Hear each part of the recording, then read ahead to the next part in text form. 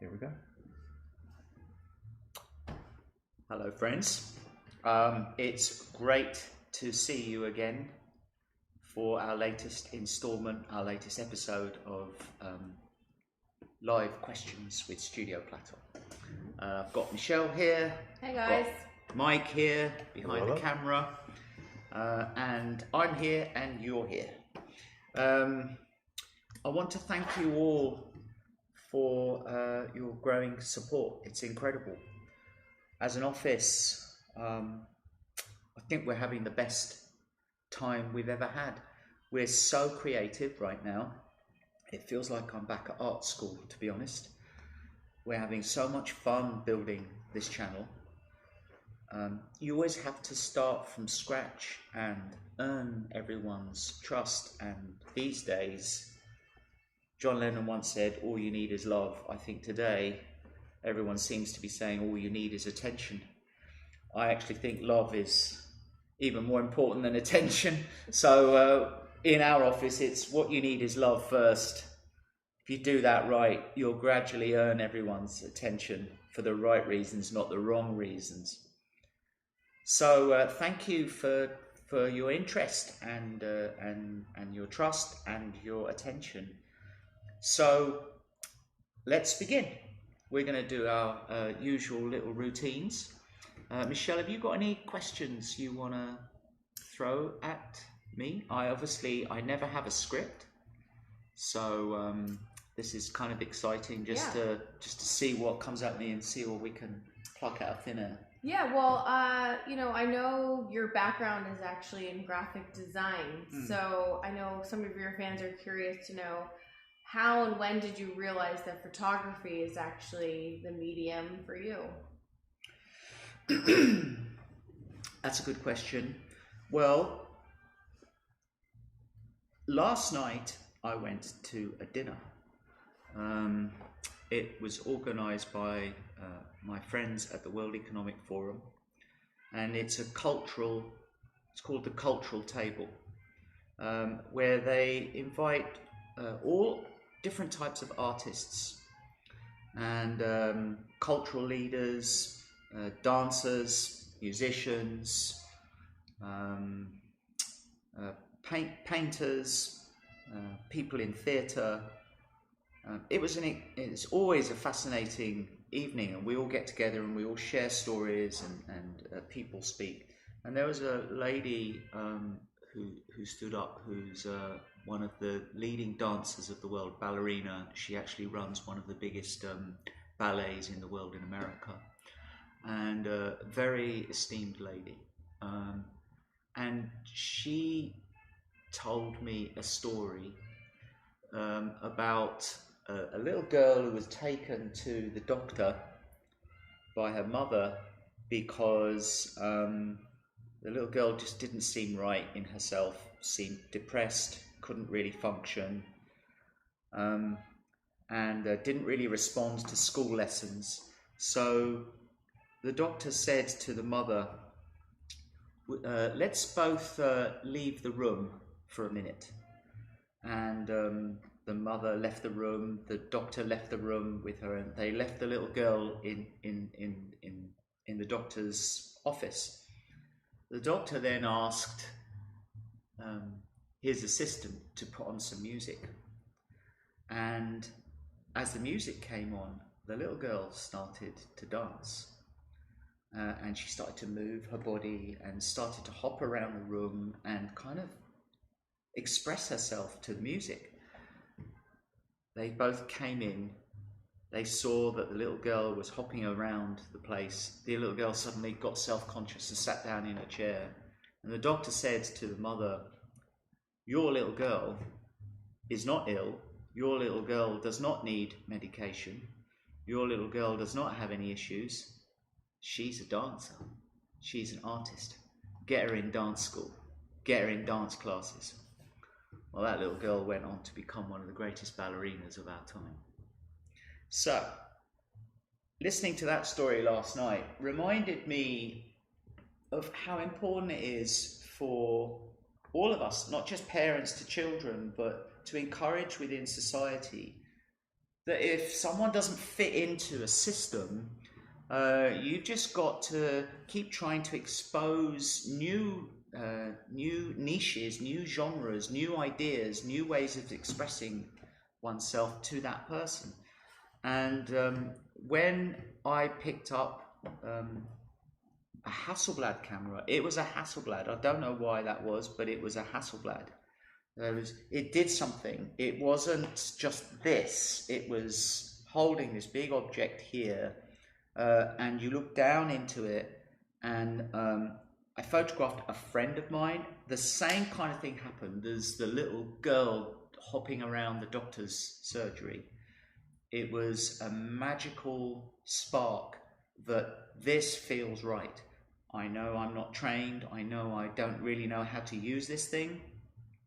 But I feel that there's something alive here, and this feels like me, it connects to my soul.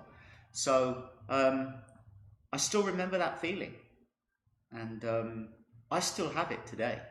The other day we were doing one of our dialogue films. We were shooting it, and in the middle of it, I did shoot a little bit of digital because my left focusing eye gets tired now from to make sure I'm sharp. We rely on autofocus, but then I picked up my Hasselblad film camera, and we shot some film on that, and it just felt like coming home again. It was so nice, and it reminded me actually of that first time I picked it up. I mean, now I pick it up and I know every millimeter of that camera. I know if there's something doesn't feel right with a lens. I know I can load film with my eyes closed. So I'm a very different person to the person I was when I first picked it up, but the feeling is still the same, to be able to express yourself with this thing. So whoever you are out there, find your thing, and if you haven't found it yet, just keep looking, because it's there. Everyone is good at something. Next question. So obviously your work is so vast and you've covered so many topics. Is there a project you're most proud of?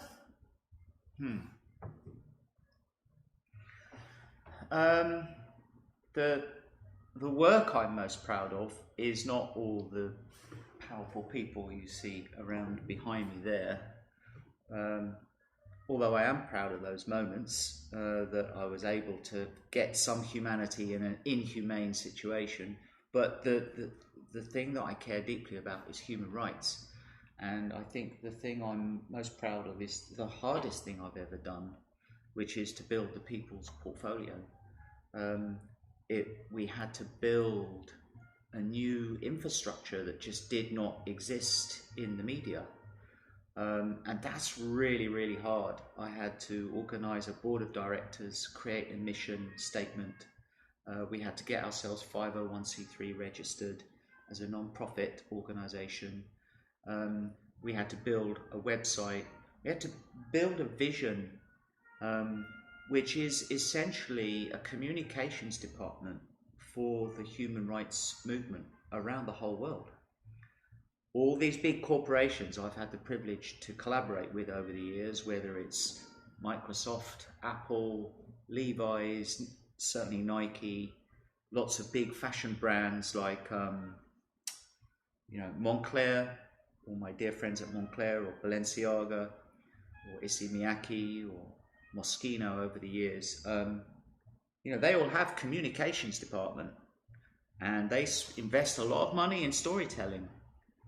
But how many human rights organizations really do invest in storytelling, in communicating an idea, in trying to persuade people to listen to this person's voice? And these days, with so much noise everywhere and so many powerful forces investing a lot of money in storytelling, some of the most beautiful voices in the world are being ignored or just not being seen or heard. So the faces are not being seen, the voices are not being heard. So we set about to build this thing to amplify voices of people who have been ignored in society, people who do extraordinary work for their fellow human beings. And drawing attention to those kinds of stories has been the great privilege of my life. And of course, they all sit on the same apple box. I mean, the apple box is right there. Try and grab it. The apple box. There we go. There's Michelle bringing the apple box. Here it is. Everyone sits on this, folks. All the world leaders, Putin, Gaddafi, all those guys, 6 US presidents, Michelle Obama, the first portrait she ever had taken of her as First Lady, her first time cover, was on this box. But all the human rights defenders I've had the privilege to photograph, they also sit on that box. And when they sit on it and they have their picture taken, it feels like a transference of power. They don't feel threatened by this sort of the idea of having their portrait taken like so many other people do. They feel this sense of empowerment, that they are now being treated with the same respect in the media as a head of state or government or a huge CEO of a tech company. So that is just the most amazing thing to witness. And the work that we've done over the years. Michelle, can you grab the book? The Defenders, yeah. Just want to remind everyone of this insane volume. All right, this is £10 and 25 years work in this thing. See how thick it is. This is the book we had published last year, just the end of last year, and it's called The Defenders. You can buy it from, this is the collector's edition, which is hardback, and you can buy it from our website. Yeah, so if you want to help raise money for... I'll drop a link in the comments. A good cause, yeah. Please buy it from our website, and the funds go back into the people's portfolio. But this is filled with stories from Russia, photographing all the dissidents under Putin's grip, even through the Soviet Union period. Many of them have passed away, most of them have now. But there's a new generation of activists who are also battling against the current administration, the power system. We've also dealt with immigration in America, which crosses over many different political administrations in the White House. So it's not as simple as everyone thinks. This crisis has been going on for a long, long time. So there are very powerful human stories in the chapter about USA. There's also, I was in the Egyptian Revolution, and we built our studio in the middle of Tahrir Square when everything was going off, and that was incredible to photograph the leaders of that movement at that time, and that's a whole chapter in the book. And then we went to Burma, and I photographed monks who led the Saffron Revolution. I photographed former political prisoners, landmine victims, and then also the Congo, and that was the last chapter in the book, and dealing with this terrible epidemic of rape as a weapon of warfare in the Congo. So it's all in there, but it's not a book about victims, even though so many people have been victimized. This is a book about leadership and heroes. And I photograph people in a strong way, as many of you probably know now. And I believe in the people power and in this extraordinary courage that people have to find, and resilience when they are facing off oppression. And so that's what I'm drawn to as a story every time. And the experiences people have shared with us, they're all in the book. Quotes people said, human experiences that I was very much part of. And the book takes you on the road with our crew. So we describe getting into the van, loading the gear. What happens when we feel threatened ourselves? We've got security issues. What happens when we haven't slept for 2 days with jet lag, and you get there and you just got to switch it on because there are 20 people waiting to have their chance to be seen. So you just work through it, and all these amazing experiences. But really, it's an exchange of people's human experiences. It's all in this book. I won't be doing another one of these books ever again. The scale of this nearly did me in, and I'm not an academic person, and so writing 80,000 words took me about 5 years just to write the stories, and Michelle helped me immensely put all this together. So anyway, if you're interested in supporting the cause, the book is a real beautiful experience to browse through. Anyway, I think it's time for a field trip, Mike. Let's do it. All right. How are your twinkle toes? Are you ready to? They're ready to dance. Go upstairs and do a little dance. All right. Unplug this camera because you're all coming with me upstairs, because it's time to talk about great creative people who inspire us all, right? Yeah. And it's that time to give back and say thank you to people who have done great work. So let's go up to the library upstairs and see what we can find. Cool. You all right, Mike? I'm good. I'm here. Come with me. All right. So today I want to talk about film, cinema. So I was talking to my son, Jude, who is now 17, and he's getting ready to go to film school.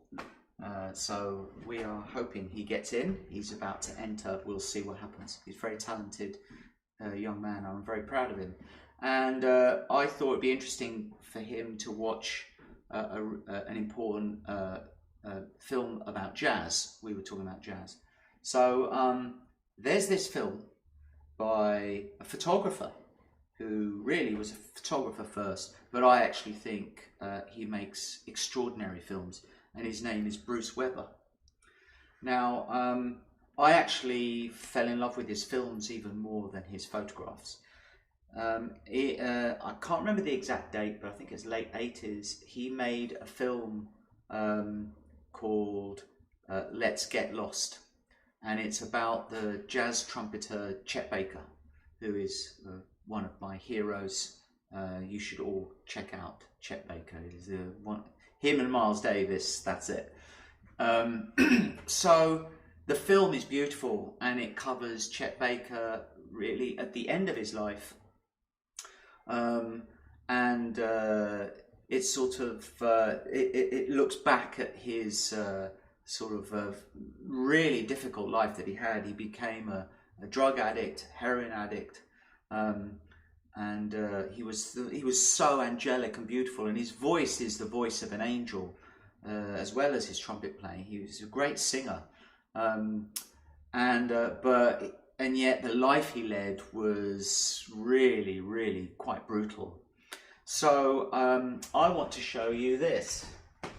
So in my library, I've got a section on Bruce Weber, and this is the book that came with the film, and this is the album that came with the film.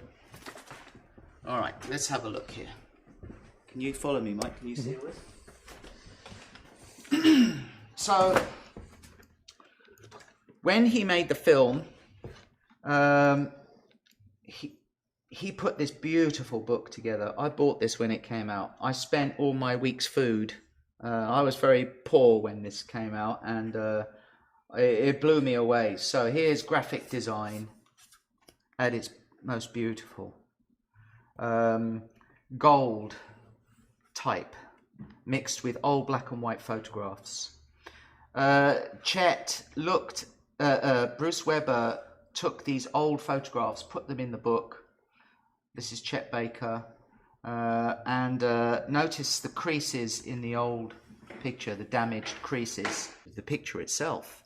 It's like it's not just the photograph that has history, but the actual surface of the print of the photograph is now weathered. And so Bruce Weber used that as inspiration. So when it came to doing the poster, which I actually bought the poster too. Sorry, I'm moving Al Pacino out of the way here. Sorry, Al. Here's the poster. I don't know how well you can see it. Bruce Weber took this portrait as part of the film. Look how cool it is, for starters. Styling is so important. I mean, Chet Baker's old, weathered, but he still looks like James Dean. Look at the tie, man. And so he photographed him in the classic Bruce Weber style, very natural light, classic Americana. But then Bruce took the concept of the old beaten up, scratched photographs with creases all over them, you could say damage, and he actually scratched up and folded up his new portrait and created all these beautiful creases as a tribute to history. And that is really, really interesting. And he did the same thing on the LP that came with the film. Here it is. And you can see all the scratches, and the type is in gold.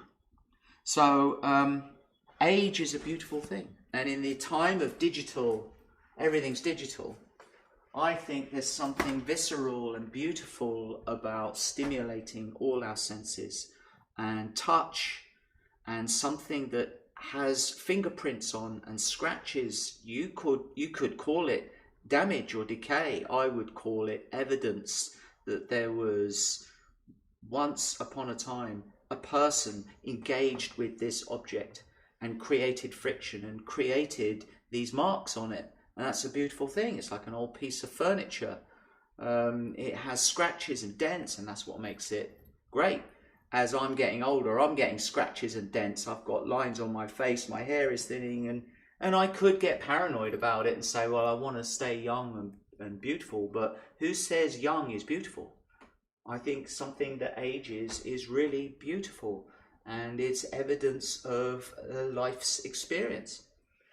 So I want to say thank you to Bruce Weber for making this beautiful film. For all you budding photographers out there who haven't seen the film, go and watch it. I think you can get it on Amazon. It's certainly on the Criterion collection.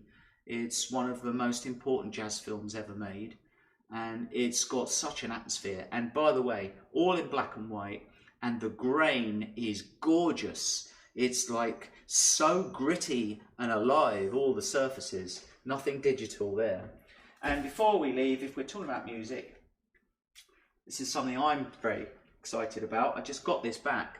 This is a brand new vinyl made of, it's Ennio Morricone's, I believe it's the last pieces of music to ever be officially released. They found some pieces that were never released from a very strange TV show in the 60s, I think. And they asked me if I could give them my picture of the prison bar cells, because that's the theme of some of the music. It's about freedom, to put on the cover of the album cover. So actually, prison bars are the very same prison bars that imprisoned Martin Luther King. So this is not just a random prison cell. This is actually very historic. So I'm very proud that this is my latest album cover, and it's not only a tribute to Martin Luther King, but it's also to be on Ennio's last, you could say, ever unreleased album is really exciting. So anyway, I thought I'd show you that because it's just come back to me and it's on my desk today. All right, shall we go back downstairs? Well, let's do it. And then we will take more questions. All right.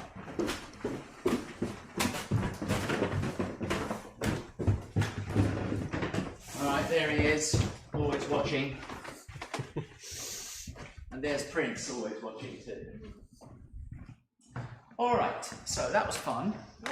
Hope you enjoyed that. All right, any interesting questions coming in? Well, first, just as you were talking about music, we've got Graham Smith here tuning in, and he said, any plans to see Oasis again? God! All right, that's a really good question. I've seen them twice.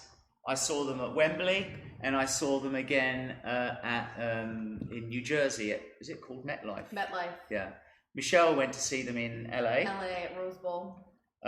So honestly, folks, it was an extraordinary experience. For me personally, as I've said this in some of my previous Q&A, there's something about Oasis and the music of Oasis and the words and the delivery and the attitude. It's not just music. And it's strange how it's resonating again with a new generation of people, young people who weren't even around when Oasis were around originally. And, I saw families there. I saw grown men crying. I was probably one of them. I saw grown women crying. I saw young people suddenly feeling defiant again. Suddenly feeling empowered again and unapologetic again, and almost temporarily released from fear of judgment. Was that they really didn't care about the system and judgment. I mean, it really cost them their career in America, I think, because they wouldn't play the game. And to see them come back and be embraced by America at this late stage in their careers all over again is just the most amazing thing. And when I saw them in New Jersey, I was very interested to see how an American crowd will respond to them, because I imagine it's a different kind of event. And Liam made this statement towards the end of the gig, and he said to the audience, he said, I know you think we don't like you. And then there was this weird pause, and then he says, but that's not true. We love you. He said, but we just didn't want to play the system. And the bosses of the system told us that we have to follow their rules. And he said, standing here in front of you beautiful people now is evidence that we didn't have to follow their rules because we got there in the end. And then the crowd just went nuts. So here's to not following the rules. Yeah. And here's to not following the system. And again, I'll say this again. I've had many a time when I have been on set and I have felt immense pressure from clients or just from the system that this is how you're supposed to behave. This is the kind of photograph you're supposed to take. This is the kind of protocol you're supposed to follow. And I've had so many moments where literally on set, I've put on, you've got to roll with it. Or I've put on Live Forever. Or I've put on a song, an Oasis song that just gave me that little bit more energy to say, fuck you, I'm doing it anyway because this is what's in my heart and I'm an artist. And no one gets to tell artists how to dress, how to behave, what to say. Our job is to express what's in our heart. That is the job description. That's at the top of our CV, expression. So I'm one of those people. And anyone who's tuning in who feels the same, then welcome to that beautiful, mystical, volatile, exciting adventure of art and culture. No one gets to tell us what to do. And Oasis is the perfect example of that. Next question. So going back into photography a bit, a little bit about your process. Matt Gaskins, who is here with us live, is asking, do you have techniques or phrases you fall back on if a portrait session is going rough and you're not getting an authentic expression and connection? I mean, portrait sessions do go do get rough. You're dealing with the human condition. It's very volatile. We don't know what just happened to the person 10 minutes before they came in the room. And that's why judgment is our worst enemy. Curiosity is the only key. You know, like when if someone walks in the room, they sit down on this apple box. Let's say they're going to be, you know, a bit moody, a bit difficult, suspicious. Well, if we make a quick judgment, then we're gonna say, well, that's just not a very nice person. Person's a bit of an arsehole. I don't like this person.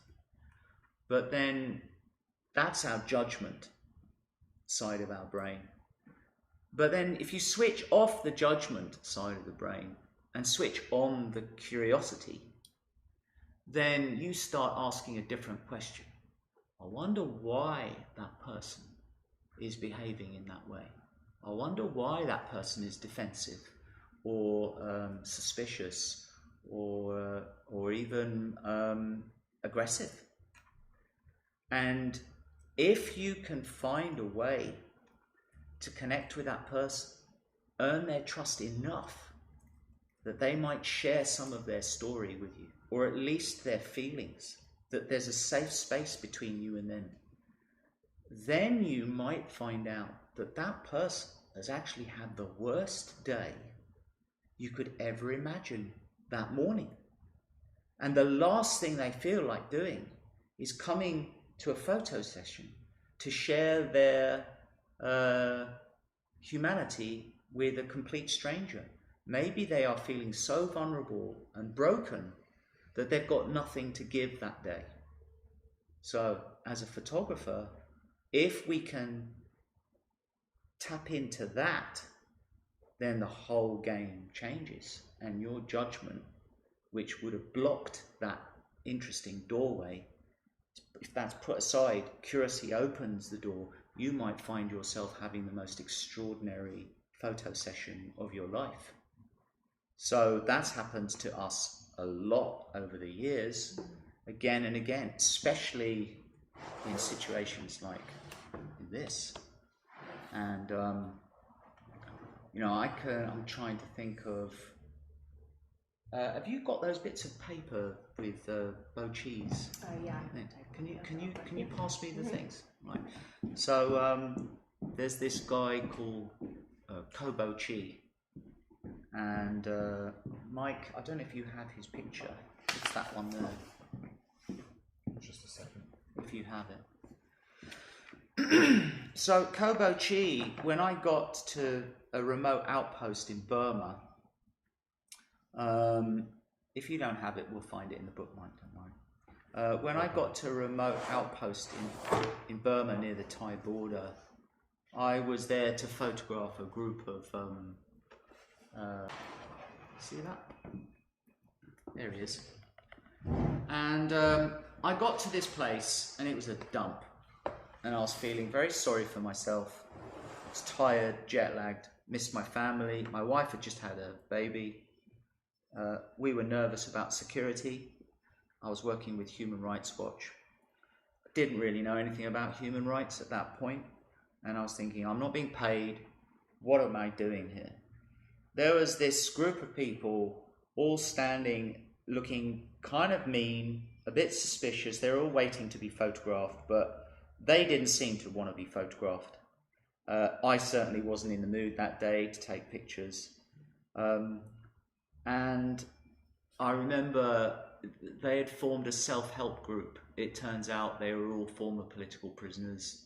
They'd all been put in prison for, some of them up to 25 years, because they had sung a song for freedom when they were students.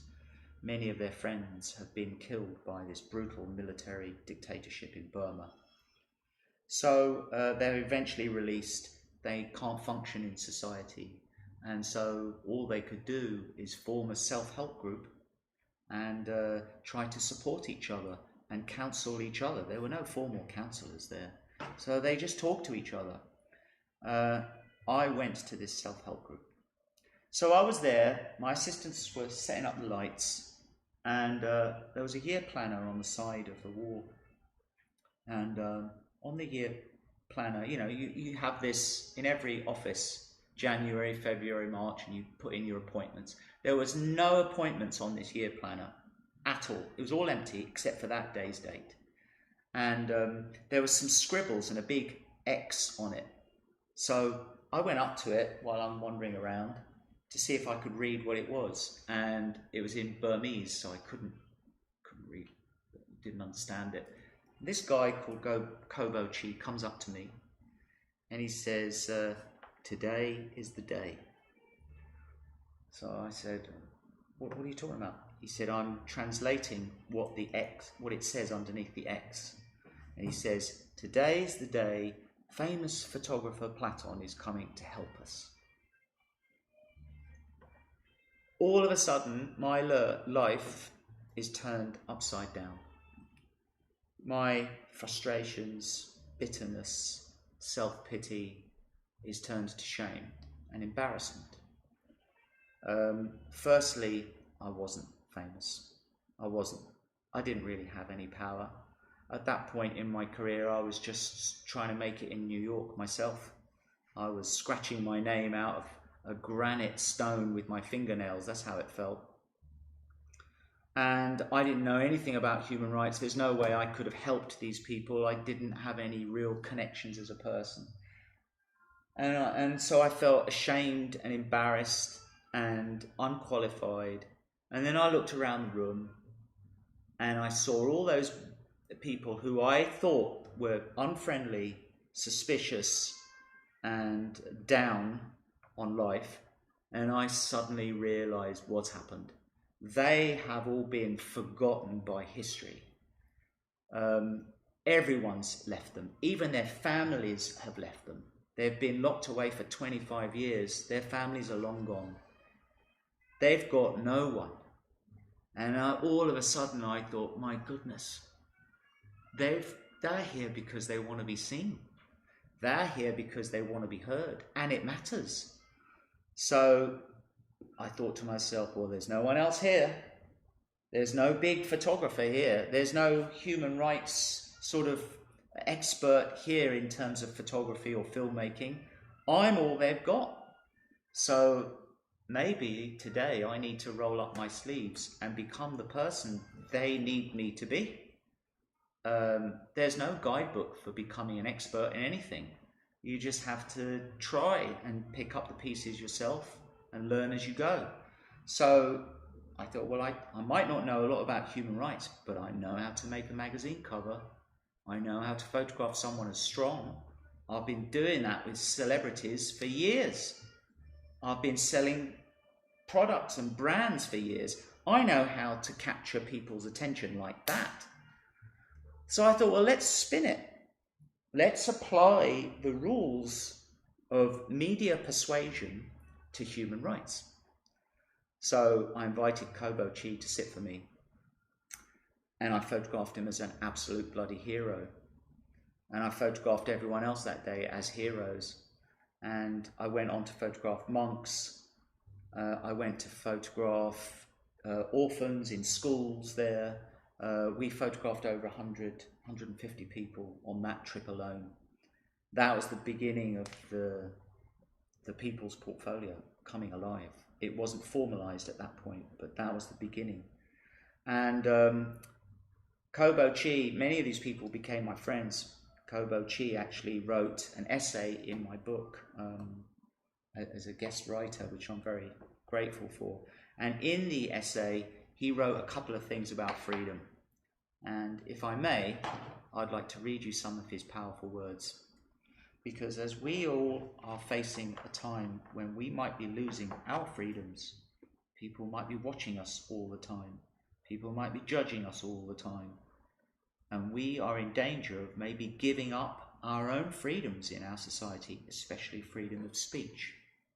This is what he said. I was placed in a tiny cell with no natural light. Reading, writing, and studying were all banned. I realized my captors wanted to kill my intelligence and my humanity. I was tortured both mentally and physically. I was beaten, kicked, and forced to stand for hours on end. When my feet were too swollen to support my body, I collapsed with exhaustion.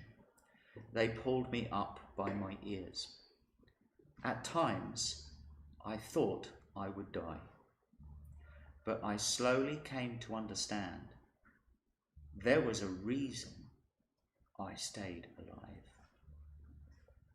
This picture of me in the Defender's book has now been seen around the world, and that makes me proud.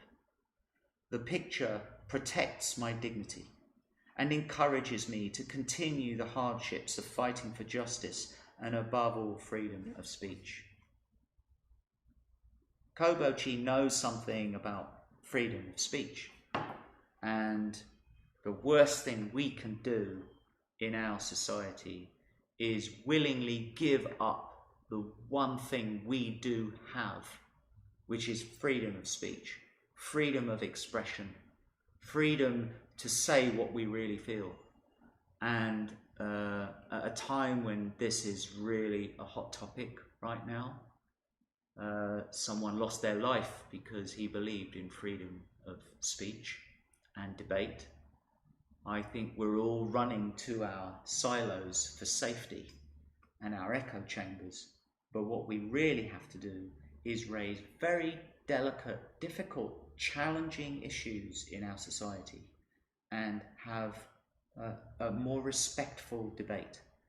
And to really debate someone, the most important part of the debate, in my opinion, is not you speaking, it's you listening to the other side. Someone once told me, an ancient Greek philosopher once wrote, you have one mouth, but you have two eyes. You have one mouth, but you have two ears. So you should listen twice as much as you speak. And you should see twice as much as you speak.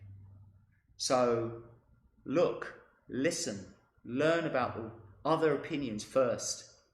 And if you still believe, after hearing everyone else's point of view, that your idea is worth sharing, then share your idea, but share it after you've listened to everyone else's. That's what I've learned from the field. Yeah. Well, switching to a little bit more of a technical side of photography, we've got Daniel joining us live here. He writes, I've noticed in some of your new videos you're using a digital Hasselblad. Yeah. I wonder how you feel it compares to using the film Hasselblad you usually do. You know, I am getting old. What's his name? Daniel. Daniel. Hey, Daniel. I'm getting old, Daniel. I've been in the game a long time. So imagine, you know, if you listen to Frank Sinatra when he was young, his voice is like honey. It's perfect. His heart hasn't been broken yet.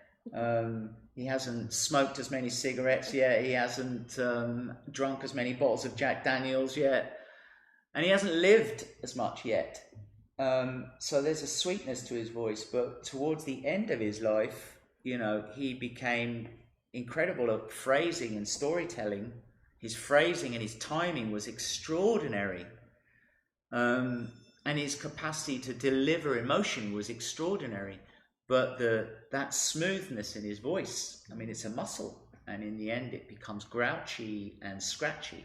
I mean, I actually love that. You know, same with anyone, as I was saying upstairs in the library, age is a beautiful thing. So but you know, with age comes fragility, and I have been using my left eye for literally 40 years, focusing constantly on an eyelash, and I focus between the tip of the nose to the eyelash to the ear, and then back to the eyelash. So my plane of focus is perfectly balanced between the ear, the nose, and right in the middle is the eyelash. If you look at all my pictures, generally, if I get it right, that's where I'm at. The nose is kind of just in, the ear is just in, maybe gone a little, but the eye is always sharp. So if you've been doing that, all this time, that muscle now gets tired. If I'm going to be really honest, and when I'm feeling well, I've slept well, I've looked after myself, I've eaten well. Before a shoot, if I feel really good, then I'm fine with focusing on that eye manually. But if I'm tired or run down, that eye is not strong. It's like any muscle. And so I need to rely on technology to help me out. And the new digital cameras are really amazing. So it helps me. But we have done lots of interesting things in my office with film grain. There's something, as I talked about Bruce Weber's scratched up photographs and folds and creases. Grain has a similar thing for me. It's a real visceral texture that's alive. So with our beautiful old NASA scanner over there in the corner, we have scanned lots of my film grain into a system.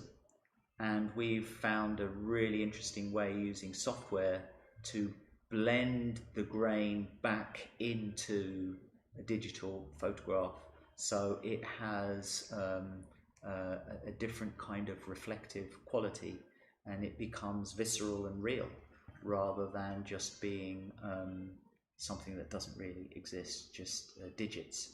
So I do use the new cameras, and sometimes time pressures are extraordinary with a deadline that you've got to turn around. So they're very useful for that. I'm not against technology. We're surrounded by it. I mean, if it wasn't for Mike and Michelle, and my extended team, bringing all this amazing new technology to my office, I don't think we'd be able to function. So I really love new technologies. They're just tools. The important thing is to find a way to bring something that is emotional and human and connect it back into the world of technology. And right now, I think with AI, this is going to be one of the biggest things we need to face as a society. How much do we replace the human condition with an artificial experience? The A stands for artificial. We must never forget that. And my work is not about anything artificial. My work is about always a human, genuine, authentic moment. And I think all of us artists in the world need to lean in to the human experience and hold a mirror up to society and say, look at what we are. This is real. These are human experiences that are real, and that's what we all respond to. And that's what happened at the Oasis concert. That's what happens with art that moves you. That's what happens on set when someone comes in all grouchy and I dare to ask a question that opens a respectful door into their life, and they reveal that they've just had terrible news that morning, and we end up sharing a human moment together, like Kobo Chi, who told me that all his friends were suspicious and frightened of me, that they haven't actually told anyone their story in 25 years. So of course they're going to be intimidated. These are real human experiences, and that's the most important thing. So I digressed a bit, but I went to important things. No, that's great. I think we'll do one more question, and then I know we've got some stuff to announce. Yeah. So we've got Jordan here who's popping in as a new fan. They just saw you in Vegas at your keynote. Vegas was great. Yeah, we rocked the house in Vegas. Jordan said everyone talked and agreed that you were the most touching keynote speaker that they've ever heard. Well, it was the best audience. It was incredible. Honestly, there was maybe 3,000 people in that audience. Massive. The room became so intimate and small, and you could hear a pin drop. And it was a combination of me being on stage, but it was really the combination of all these people in the room, all filled with anxieties and pressures on their shoulders, how to navigate these complicated times we're all living in, times of uncertainty, and we all just found a common ground. It was the most amazing thing. There were people from all sides of the political aisle, different religions, different races, that everyone was there together, feeling something together. It was an amazing moment. If you were there, thank you for contributing to it, because it was, I'll never forget it. Well, Jordan says, you know, your talk ends in this inspiring call to action. What inspired you to make that call to action, and how can people carry that out? You know, if we all show up to an event, many of you are showing up today. Thank you. You showed up. You're present. You're here to share ideas, to investigate. I think that's an amazing thing. And I think we have a duty to do something with that, do something positive. And it's not enough just to share my ideas. I think power, the most incredible side of power, is people power. I've seen revolutions emerge starting in a room, and it ends up banging on the gates of authority and tearing the gates down. I've seen it. I've been part of it before. So I believe in a beautiful revolution. I believe in a revolution where we all find common ground, and we all mobilize and share ideas and listen to each other's stories and rebuild a new type of infrastructure of society that bypasses the division, that bypasses all those powerful forces who have a stake in our separation. They have a stake in our outrage. They want us to be angry and suspicious of each other, because when we're angry and suspicious, they profit, they benefit, and we lose. So I think we need to rely on, there's a beautiful optimism within the human spirit. And I'm not being naive, I've seen it, it's in this book. It's people who have faced horrific experiences and they still find a way to be kind to each other, to help each other, to be joyous, to look at the world through the eyes of wonder. And so I've seen it over and over again. I'm part of that group. I'm part of that mission. And even with our channel, you know, we're very excited to start with one viewer. It was like really exciting at this gotta start somewhere. You got to start somewhere. And at this late stage in my career, what an amazing, exciting thing to say, all right, let's start all over again. Yeah. Let's build something from scratch. Yeah. And the beautiful thing is that when it becomes this giant thing, and it's inevitable, folks, I know this, we'll be able to say, I remember when we had 2 viewers, 2 followers, 2 subscribers, then we got 3, then we got 4. And the numbers are growing each day. Absolutely. And I want you to all remember that when you started subscribing, it's massive, that you were one of the founding subscribers, that you were there at the very beginning of the revolution. That is actually the romantic part of success. The romantic part of success is not the success at the end. The romantic part is when there is no success, when you're all in a room together and you're all just saying to yourselves, let's just make something together that's not based on greed, but it's actually just based on sharing ideas and doing something exciting and positive and authentic. And I was thinking back to the time when I first came to New York, and I was doing some pictures in Harlem, and we had no money, and we were doing some pictures using the back of a van to use our equipment, and it was about as ghetto as it gets, to be honest, in terms of operations of photography. And I was staying at my friend's apartment in Harlem. I was keeping on his floor. And I remember we were all sitting around. We had no furniture there. There was a bean bag or something and a cushion on the floor. And we had a cheap bottle of red wine. And we were just sharing a bowl with some plastic glasses. And I was with two friends. And they both said, "This is so depressing. We've got no money. There's no chance we're ever going to make it. And, you know, we're doing these pictures on the street down the road. And you know, how do we become the establishment?" And I remember saying to them, "Guys, this is the magic moment. We're going to be massive. I just know it because we're tapping into the human condition. That's the most powerful force there is." So I said, "Just remember this time when we had nothing. And there's a romance about this time." And they looked at me like I'm crazy. They said, "This is not romantic." I said, "It is, because I just know this is going to work." And many years later, look at this. I'm so privileged to have this and to have built this. And I've got this amazing team with me. And we are now doing really exciting big things. But we're starting again.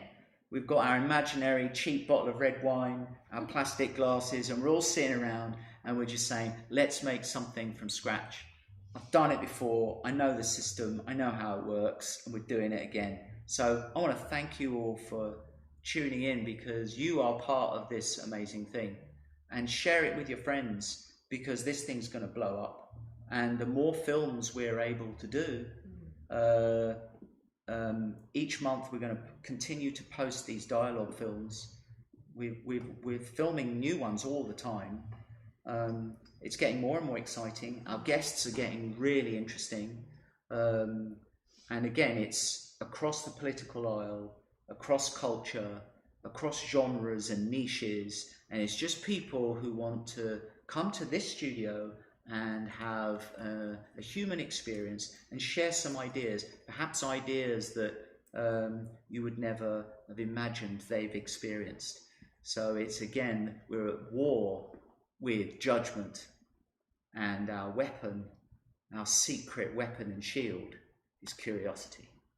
So I think we want to... Well, I think that's a great segment to what we wanted to talk about.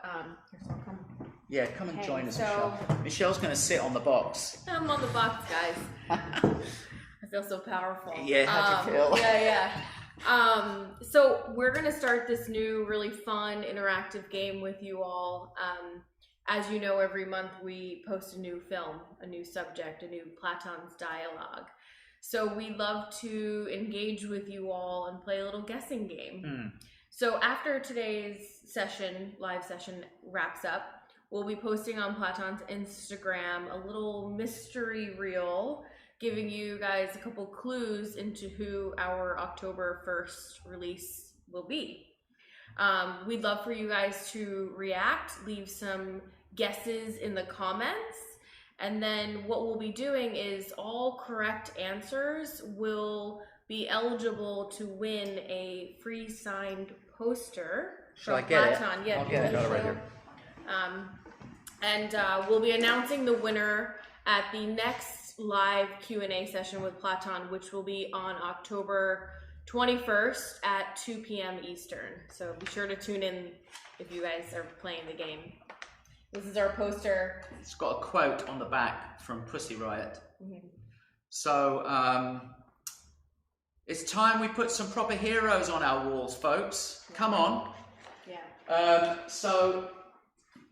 So we encourage you all to play the game. Yeah, Definitely play the game. Yeah, this will be fun. And then tune into the next live session, like I said, October 21st, and enter to win a signed poster. Yeah, we're going to start trying to get more and more interactive. Yeah. Thank you, Michelle. Yeah. So I want to end with a couple of things. I did get one comment, which was very interesting from someone. I can't remember where I read it. I do read all your comments. Please keep them coming. And someone said, I'm paraphrasing here, I wish I had it in front of me. He said along the lines, he didn't like us making these films because we're revealing too much about photography. And he said, for photographers, this is a problem because suddenly everyone will know how to light, how to operate a studio. You get to see all behind the scenes. And I thought about that, and it's a very interesting comment. Yeah. I'm not going to criticize this person for saying that, but I would like to respectfully and fundamentally disagree. Art, it's about sharing. And at some point, you get to a point where you want to share with everyone what you have experienced, what you've learned, and what you know. And I think there's something beautiful talking about technology, that it's allowing us to bring you into the studio with me, with my team, with our subjects, and share with you what really happens on set. Now, if you are an up-and-coming photographer and you see stuff in there that helps you on your way, then great, take it. Picasso always said, if there's something to steal, I will steal it. Art, there are no rules with art. Art is about sharing ideas and stimulating other artists to take that idea and twist it and shape it into their own world. I mean, if you're going to copy blindly what I'm doing, you're only going to be a second-rate version of me. But if you take some of our ideas and it helps you in your own journey to do what you want to do, then I'll be very proud that these ideas have made a difference with the next generation of photographers. So I think the person that thinks photography or art or craftsmanship is something that you keep secret, I don't think they really understand how art works. Music is to be shared. Photography is to be shared. Painting is to be shared. You can't have an artist just hiding away forever in their room and never sharing with the world. Van Gogh would have loved to have shared his work, but no one was even interested in it. So if people are interested, it's our duty to share. So I'm all for sharing, and I believe in transparency. And there are no tricks in my operation. It's a white background, it's the Apple box, it's the camera, it's me, and that's it. I don't have any tricks to keep up my sleeve as a secret or gimmicks. I believe in just the human experience. What makes my pictures strong when they're good pictures is that it's a real authentic moment with the person, and you will know it when you look at the picture. And when you know that it doesn't move you, it's because I screwed it up and I didn't manage to make that connection. So that's the only trick, if there is a trick. It's respecting your subject matter, respecting the person you're talking to, and trying to find out really what makes them tick and can you tune into their frequency. So, with great respect, I disagree with my friend, but I'm very grateful for my friend for tuning in and sharing his views. His views are legitimate, it's just I disagree with them. Yeah. So, with that said, shall we wrap up today? Yeah, great session. I would like to say thank you to everyone tuning in, and as we keep talking about Oasis, I would like to share with you some magical words. It's from one of my favourite Oasis songs, and it's called Live Forever, and it's one of yours. So it's one of the early songs from their first album, one of the first, I think it's really the first big song that Noel ever wrote. So the song really could not, the words could not be more relevant to our times. Here we go. Maybe I don't really want to know how your garden grows, 'cause I just want to fly. Lately, did you ever feel the pain in the morning rain as it soaks you to the bone? Maybe I just want to fly. I want to live. I don't want to die. Maybe I just want to breathe. Those words are so beautiful and powerful, and it ends with, I just want to live forever. That you and me see things that they will never see. You and I are going to live forever. How beautiful is that? So let's end with a little bit of Oasis.